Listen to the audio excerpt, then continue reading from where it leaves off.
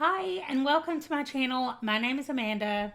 If you cannot see the pink glowing from my face, let me show you what I'm looking at on my screen. I'm sure that you probably saw this in the thumbnail, but Amazon came out with some Valentine stories, and I didn't see them till after Valentine's Day, and then I was like, oh, I have to do this. Christina Lauren, Abby Jimenez, Sally Thorne, Jasmine Guillory, Ashley Poston, and Soraya Wilson.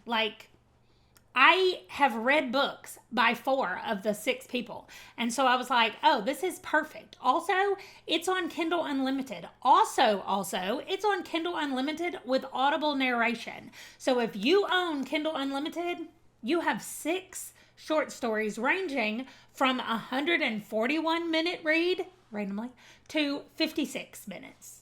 6 stories. So cute.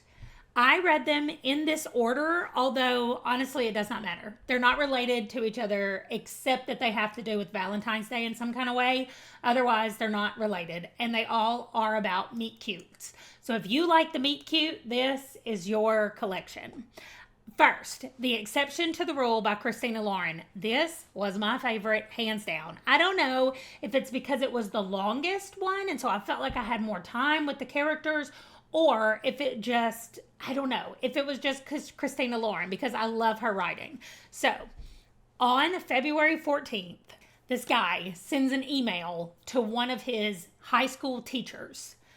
But he sends it to someone else, not a high school teacher, one of the other students who's actually a couple of years younger than him. And she and he start writing to each other only on February 14th, because that was when he accidentally wrote her, and she wrote him back and was like, this is what you're doing on Valentine's Day, happy Valentine's Day, or whatever. And so then they didn't know each other's names, they don't know anything except the email addresses of each other.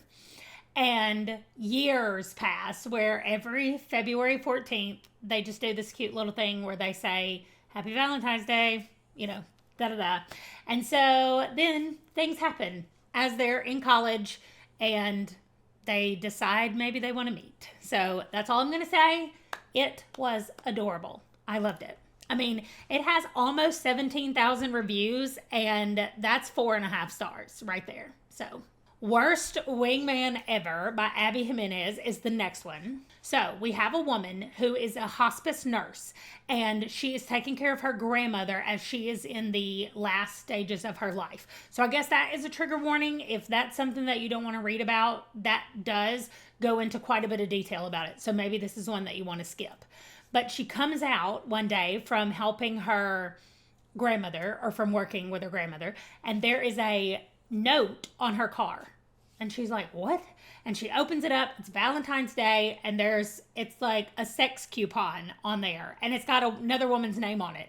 She's like, how random is this? This is not the right car. This is not me. So she actually writes another note on it and leaves it on the car the next time she's there. So then we find out from the other point of view that the guy that left it there, his brother, had asked him to put it on his brother's girlfriend's car. Okay? And he got the wrong car. So then he's like, oh my gosh, I'm the worst wingman ever. That's where the title comes from. So anyway, they kind of go back and forth with passing these little notes, and he notices that her tire is flat, and he's like, he noticed it was low, and then he was like, I can't handle it. It's got a flat tire. I got to help her. And so then he helps her, and he puts a note on there like, hey, I've filled up the air in your tire. He had a compression tank on his truck, so he didn't steal her car and go put air in it. Anyway, none of that matters, except that it was really cute how they finally came together and actually met face to face. And I'm just now realizing that both of those books have them not meeting each other for half of the story. Anyway, this one was so cute. Rosie and the Dreamboat by Sally Thorne. Okay, Rosie and her sister have gone to a spa, and they are doing this weird treatment where they have to lay inside this tube thing. Anyway, long story short, Rosie gets stuck inside there, and the firemen come, and one specific fireman sits down beside her and chats through the through the little gap in the thing. There's not a gap, actually. He just talks to her through the machine. Anyway, and he's like, it's fine. We're getting a way to get you out of there. And he just keeps her very calm, which a couple of times when she was describing it, I was like, listen, this is a little too much because I'm definitely claustrophobic. Oh my gosh. Woo, somebody just had the nerve to walk by our house and Django is not having it. All right, we'll let him tell them to get away from his yard. And then, of course, they get the thing open. They meet each other. So, again, they don't see each other for the first half of this. Is this what happens in every one of these? And I just now realized this. Wow, hold on. Okay, no, that's not true. Drop, cover, and hold on. This one was okay. This woman walks by this bakery that she goes in all the time, and she's like, I'm not going in this time because the guy that works in there is always like so mean to her, or he looks like he's angry every time she's in there. And so she's like, I'm not going in there anymore. And then she's like, oh, they really do have really good food that I want. So she's like, okay, fine, I'm going in. So she goes in, and then there's an earthquake, and they're trapped inside. So they at least knew each other ahead of time, and she finds out why he was maybe acting like that at the beginning. So anyway, so cute. Okay, the next one, With Any Luck by Ashley Poston. This one was really cute as well. We have a man and woman who are getting married, and the bride's maid of honor is her best friend, who is a man, and the groom's best man is his best friend, who is actually a woman. Okay, so there we go. We have two men and two women in a weird kind of way together. Anyway, the morning of the wedding, nobody can find the groom. The bridesmaid man comes over to the best man woman's room and says, where is he? And she's like, I don't know. And then she can't remember what happened the night before. And she's like, oh my gosh, I think I kissed him. What if I kissed him? And so she's always paranoid also because she feels like she kisses somebody and then the next day they meet their soulmate. She thinks it's been like that her whole life and she's cursed. And so she's like, oh my gosh, what if I kissed him and then he found somebody and ran away with him and now he's not here for the wedding? And so anyway, they have to go around and try to piece together her memory and try to remember what happened the night before. It's really cute.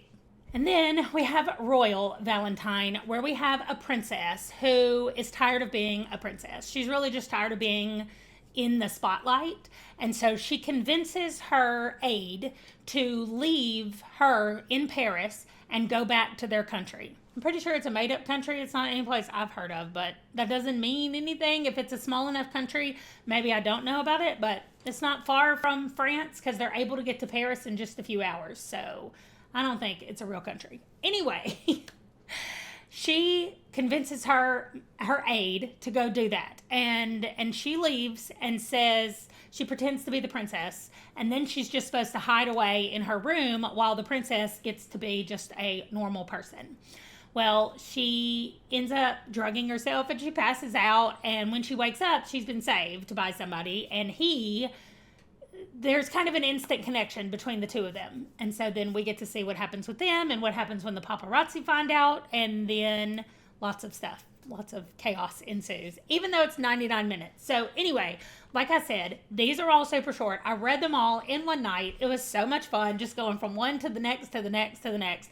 All a bunch of meet cutes, not very explicit. I mean, they're definitely not shying away from things, but they're just so short that it doesn't really get that far in a lot of them. So that is going to do it for the Improbable Meet Cute series. They're all Amazon originals, by the way, so I think you can only get this if you have Amazon.